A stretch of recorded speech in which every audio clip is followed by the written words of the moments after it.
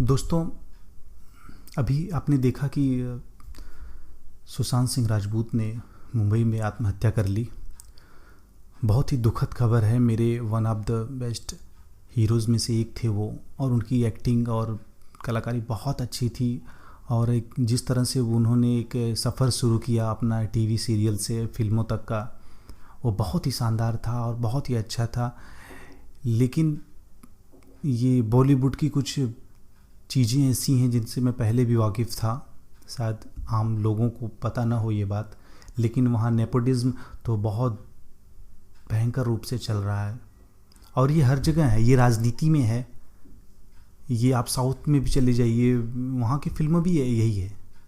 Politics से लेकर फिल्मों तक में ये भाई भतीजावाद, ये परिवारवाद, ये चल ही रहा है। ये इसमें क्या होता है ना कि बड़े बड़े टैलेंट जो है ना, वो नए टैलेंट जो बाहर से आते हैं, जो छोटे शहरों से आते हैं, छोटे कस्बों से आते हैं, छोटे गांव से आते हैं, उनकी अनदेखी हो जाती है।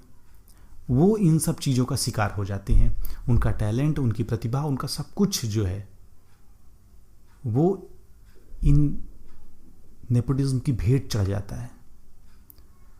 और निहायत रूप से मैं यही कहूँगा कि सुशांत सिंह के साथ भी यही चीज़ हुई।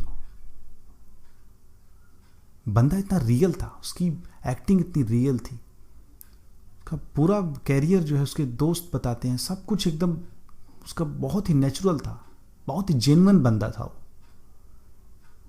लेकिन वही चीज़ होता है, ये दुनिया ऐसे ही लोगों का शिकार करती है। तो आप देखिए कि किस तरह से इस बंदे ने अपनी मेहनत से वो मुकाम हासिल किया था, लेकिन इस बॉलीवुड के नेपोटिज्म में उसका कैरियर तबाह कर दिया। अभी KRK ने अपने ऑफिशियल ट्वीट में ये कहा कि उसके 7 फिल्में बैक टू बैक, पिछले 2-3 सालों से बैक टू बैक उसकी 7 फिल्में, जिसमें बेफिक्रे भी शामिल थी, जिसमें बाजीराव भी शामिल थी, तो ये तमाम फिल्में उसके हाथ से निकली। यशराज बैनर, करण जौहर, बालाजी, तमाम लोगों ने उनसे किनारा किया। तो ये मैं कहना चाहता हूँ कि ये सब चीज़ें जो हुई, ये सब उसी नेपोटिज्म की तरफ इशारा करती हैं। बॉलीवुड में ये बहुत गंदी चीज़ है ये उनकी। दुनिया को सच्चाई दिखाते हो, दुनिया को हीरोगिरी दिखाते हो, सच्चाई और झूठ की लड़ाई दिखाते हो, और ख़ुद तुम्हारे गिरेबान में इतने गंदगी पड़ी हुई है। तो निश्चित तौर पे ये बहुत ही शर्मनाक चीज़ है। ये बॉलीवुड का एक काला चेहरा आज लोगों के सामने आ चुका है।